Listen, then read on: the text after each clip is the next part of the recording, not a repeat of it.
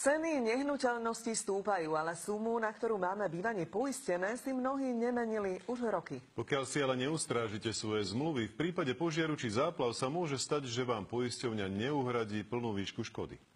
A navyše prídete aj o svoje peniaze. Nehnuteľnosti výrazne zdraželi a čím rýchlejšie pôjde ich cena hore, tým väčšie riziko, že suma poistky, ktorú ste na svoj byt či dom uzavreli pred rokmi, už nestačí. Na slovenskom trhu prevláda podpoistenie. Nejčastěji se to stává vlastně u starých smluv, kde například prostě nehnuteľnosti jsou pojištěné z roku 2000, řekněme, a vlastně mezi tím ten realitní trh samozřejmě prošel nějakým vývojem a ty ceny nehnuteľností vlastně se posunuly úplně někam jinam. Hrozbu podpoistenia môže naznačiť už samotná dĺžka poistnej zmluvy.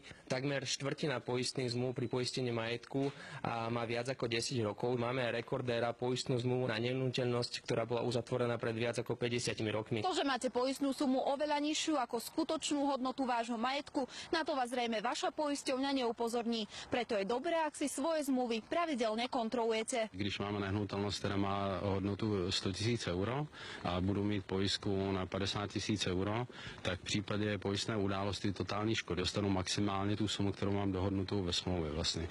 To znamená, dostanu 50 000. Na Slovensku je veľa ľudí, ktorí nemajú poistenú svoju nehnuteľnosť a ak si ju poisťujú, tak často preto, že čerpú napríklad hypotekárny úver a banky vyžadujú poistné plnenie. Predpokladáme, že na Slovensku má stavbu alebo byt poistená vlastne tretina Slovákov. Čo je stále málo, poisťovne upozorňujú aj na ďalší problém, že ten, kto si už býva nepoistí, nerozlišuje medzi poistením nehnuteľnosti a poistením domácností. Bývali v bytoch, ktoré kedysi patrili mestu alebo bytovému družstvu a mali síce poistenú domácnosť, avšak keď si byt kúpili, možno pozabudli si poistiť aj nehnuteľnosť. No a v prípade, že im napríklad praskne vodovodné potrubie, škodu na nábytku alebo koberci im síce preplatí poistenie domácnosti, avšak škodu na parkete alebo maľovke, teda tej pevnej súčasti nehnuteľnosti, nebudú mať krytú, pretože nehnuteľnosť nemajú poistenú. Svoje zmluvy a najmä tie staré, na ktoré ste možno už aj pozabudli, si preto radšej ešte raz kontrolujte.